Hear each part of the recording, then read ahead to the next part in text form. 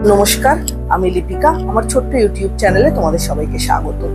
আজকে আরেকটা যে ইস্যু নিয়ে আলোচনা করব, আমি প্রায়শই এই জিনিসটা দেখি বা শুনি অনেকের কাছ থেকে যে বাচ্চাকে যে জিনিসটা খেতে দিচ্ছি বাচ্চা কিছুতেই খেতে চাইছে না। গ্রিন ভেজিটেবলস, ফিশ, মাছ, তারা বেশিরভাগই কিন্তু মাংস বা ডিমের ওপর তারা খাচ্ছে। তো এক্ষেত্রে বাচ্চার পুষ্টিগুণ কিন্তু অনেকটা হ্যাম্পার হচ্ছে। এই ভিডিও আমার একটা মেসেজই আপনাদের কাছে শেয়ার করা যে বেশিরভাগ আমাদের এখন নিউক্লিয়ার ফ্যামিলি। তো আমরা বাচ্চাকে প্যাম্পারিং করি, কিন্তু তারা যেটা খেতে চাইছে সেটাই কিন্তু বানিয়ে দিচ্ছি বা বানিয়ে দেওয়ার চেষ্টা করছি। বেশিরভাগ বাড়িতেই কুক রয়েছে, তারা সেটা বানিয়ে দিচ্ছে। কিছুক্ষণ হয়তো অতিবাহিত হলো, বানিয়ে দিতে টাইম তো লাগবেই। সে হয়তো সেটা বানিয়ে দিল, বাচ্চার মুড সুইং হয়ে গিয়ে সে আর তখন সেটা খেলো না। তো আগেকার দিনে কি হতো? আগেকার দিনে কি আমাদের মায়েরা সেরকম করতো? আমরা খেতে না চাইলে কিন্তু যেটা দিয়েছে সেটার ওপরই কিন্তু আমাদের বেস করে থাকতে হতো। আমাদের পছন্দ মতন খাবার কিন্তু খুব কমই আসতো। এক্ষেত্রে আমরা অ্যাডজাস্ট করতে শিখেছি সেই সিচুয়েশনের সাথে। এখনকার বাচ্চাদের যে মুহূর্তে আপনি প্যাম্পারিং করে সে যেটা চাইছে সেটা আপনি করে দিচ্ছেন, কিন্তু সে সেটার কিন্তু প্রপার ভ্যালু দিচ্ছে না। তার প্রোগ্রামিং মাথার ভেতরে, তার প্রোগ্রামিং সেরকম ভাবেই সেট হয়ে গেছে যে আমি যেটা খেতে চাইবো আমার পছন্দ মতন খাবারই কিন্তু আমার সামনে আসবে, এবং সেটা যদি আমি পুরোটা নাও খাই আমাকে কেউ কিছু বলবে না। এই সিচুয়েশনটা যেটা আমি বললাম, সেই সিচুয়েশনটার মধ্যে থেকে আমার একটা জিনিসই বলার যে আপনার বাচ্চার ভেতরে ভ্যালু সিস্টেমটাকে কিন্তু আপনাকেই ঠিক করতে হবে।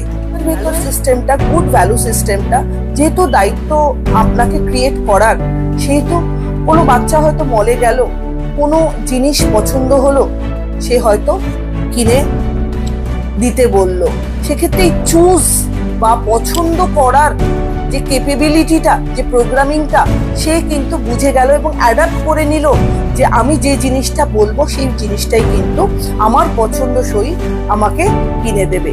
তো এই করে করে বাচ্চা যখন বড় হয়, যে লাইফের এমন অনেক সিচুয়েশন আসে সেখানে কিন্তু চয়েস থাকে না। সেখানে যে সিচুয়েশন আসে সেই সিচুয়েশনের সাথেই কিন্তু অ্যাডজাস্ট করতে হয়। তো আমার এই ভিডিওটার ভেতর থেকে একটা জিনিসই বলার যে বাচ্চাকে ডেফিনেটলি প্যাম্পারিং করা বা যেটা সে চাইছে, যেটা সে বলছে সেটা হয়তো কিনে দিলাম বা কিনে দিই, খাবারটা চাইছে সেই খাবারটা এক আধ দিন বানিয়ে দিচ্ছি, কিন্তু তাকে প্রোগ্রামিং সেরকম ভাবেই নিজের মাইন্ডসেটটাকে তৈরি করতে দিন যে সব সিচুয়েশনে সে যাতে ইন ফিউচার অ্যাডজাস্ট করতে পারে। যদি বাচ্চার চয়েসটাকে এতটাই গুরুত্ব দিন, তাহলে কিন্তু তার অ্যাডজাস্টমেন্ট ক্ষমতাটাই অনেকটা নেগেটিভ হয়ে যাবে।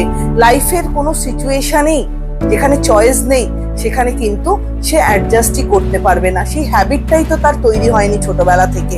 যে হ্যাবিটটা তৈরি হয়েছে সেটা হচ্ছে ছোটবেলা থেকে আমার পছন্দ মতনই সমস্ত কিছু হবে।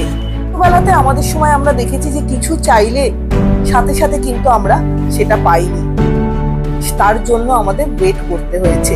আজকালকার বাচ্চারা হয়তো ওয়েট করার কথাটাই বুঝতে পারে না, যে এই জিনিসটা চেয়েছি আমাকে ওয়েট করতে হবে বা ওয়েট করানো উচিত বলে বাবা মা মনেই করে না।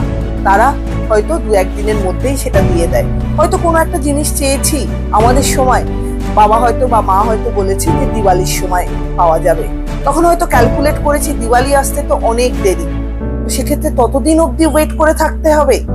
আমরা ওয়েটিং এর ভ্যালুটাও বুঝেছি এবং ওয়েটিং এর পর যে জিনিসটা আমরা হাতে পেয়েছি, পছন্দ মতন যে জিনিসটা পেয়েছি, সেই জিনিসটার ভ্যালু দিতে শিখেছি, যেটা আজকালকার বাচ্চাদের ভেতরে ভীষণভাবে কিন্তু মিসিং। আমার এই ভিডিওটার ভেতর থেকে যে মেসেজটা দেওয়ার, যে বাচ্চার ভেতরে গুড ভ্যালু সিস্টেমটা তৈরি করুন, যেটা ইন ফিউচার তাকে লাইফের ডিফারেন্ট সিচুয়েশনে অ্যাডজাস্ট করতে হেল্প করবে। তাকে চয়েস না দিয়ে তাকে সিচুয়েশনটা ফেস করে সিচুয়েশন ওয়াইজ ডিসিশন নিতে দিন। তার মতন করে সে ডিসিশন নেবে, হয়তো ভুল করবে, প্রথমেই সে ঠিক করতে পারবে না, কিন্তু তাকে সেই অধিকারটা দিন, সেই ভ্যালু সিস্টেম বা সেই কালচারটা তার ভেতরে অ্যাডাপ্ট করে দিন বা ঢুকিয়ে দিন যে সিচুয়েশনটা তোমার এবং এই সিচুয়েশন তোমাকে দেওয়া হলো, এই সিচুয়েশনে তোমাকে অ্যাডজাস্ট করতে হবে। তাহলে দেখবেন বাচ্চার ভ্যালু সিস্টেম অনেকটা স্ট্রং হবে।